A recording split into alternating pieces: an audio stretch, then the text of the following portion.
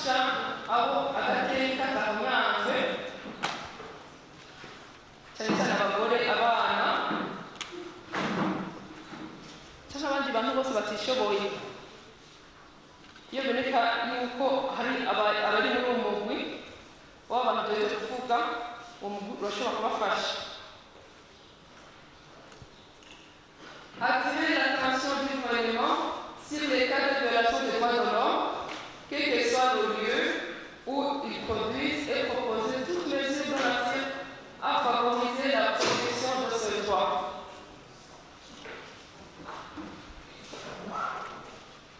Nous avons vu que la Commission doit toujours collaborer avec l'État. On doit toujours collaborer. Nicyo bituma inzego za leta zikwiye kudufasha muri ibi bikorwa. Igihe mubonye abagize umugwi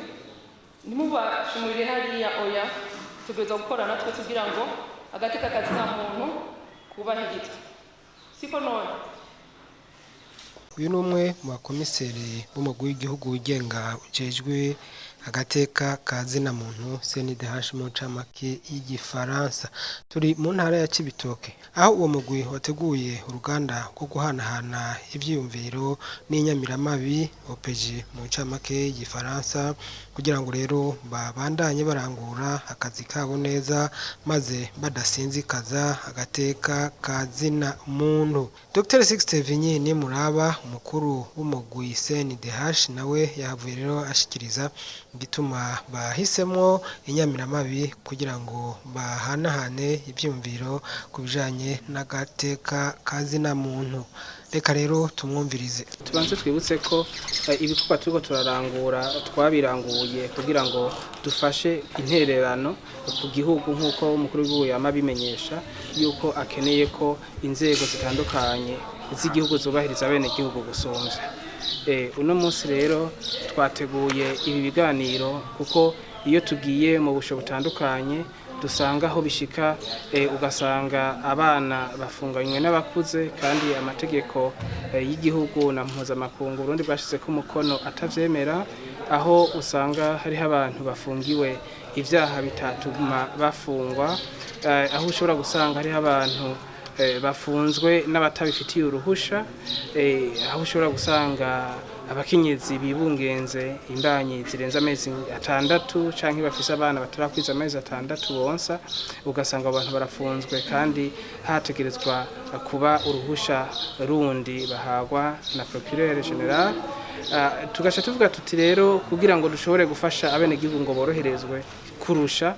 tuganire n'aba ba OPG tubabereke icyo amategeko avuga, tubereke n'ivyo dusanzwe tubona muri ubwo busho butandukanye gutyo bashobore kwifatira ingingo ibereye yotuma ibi twabonye bidasubira kubaho kugira ngo Burundi bwacu butere intambwe kurusha mu by'agateka kazina muntu. Ikindi kibazo ni umugwi CNDH nibyo waragendeye navuga ngo amaprizo amwe murabona ivyo bintu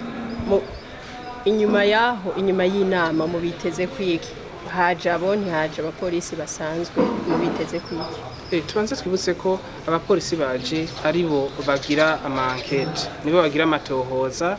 nibo bashobora gufata ingingo yo gufunga umuntu, abandi bapolisi nta ruhusha bafise rwo gufunga. Hanyuma twibutse ko abo aribo batanga n'amadosiye bakayarungika mu maparke mu nzego zitandukanye z'ubutungane kugira ngo ashobore kwigwa. Mu gihe rero abo bazoba batahuye neza ko ivy'ukuri amategeko arekurura umuntu kwidegemvya, ko kutidegemvya bishika ari ikintu kidasanzwe kiba cabaye, babitahuye ni kuvuga ko abantu bafungwa bazoca bagabanuka kuko nta muntu bazofungira icyaha kitategeza gutuma afungwa. Hanyuma bazogerageza kuraba ko amategeko yakurikijwe imisi yose, bimwe byo kurenza imisi 7 ntibazoyirenze gutyo ni ibintu bica bituma n'ubusho bugabanuka abantu ni umaze kugenda kuraba ubusho butandukanye mu gihugu murabona yuko ubusho burimo abantu benshi barenze kandi umukuru w'igihugu yama arasemerera avuga ko umuntu wese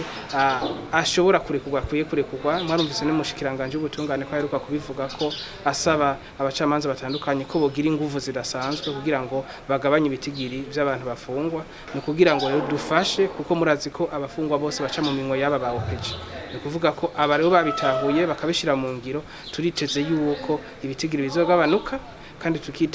tukitega yuko atawuzosubira gufungwa n'ukuri bitari bikenewe muriteze ko ibitigiri bizogabanuka mbega hari igitigiri c'abapfunzwe muri ubwo buryo novuga budaciye mu mategeko mwa mufise muri aka karere k'uburengerazuba twebwe iyi nama turiko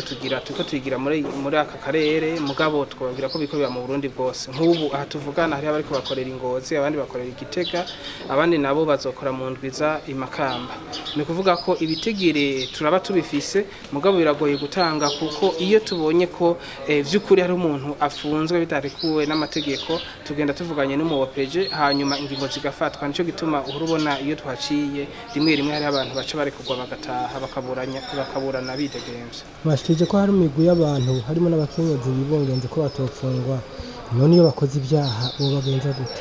si ukuvuga ngo ntibafungwa barafungwa mugabo kubera ari abantu twita groupe vulnerable bisaba yuko urinda gusaba uruhusha rwa procureur general kugira ngo akurekure ati ico caha vy'ukuri ndemeje yuko ashobora gufungwa akabandanya burana yafunzwe uraba ibijanye na politike muri Coopération Suisse nawe akaba yashikirije ko igihugu cy'Ubusuisse kizobandanya gishigikiye umugwi CNIDH mu bikorwa vyawo byo guharanira agateka ka zina muntu.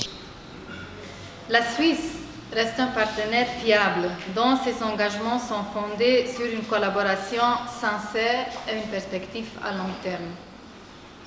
La Suisse apportera, selon ses moyens, un appui précieux et fort utile à la CNIDH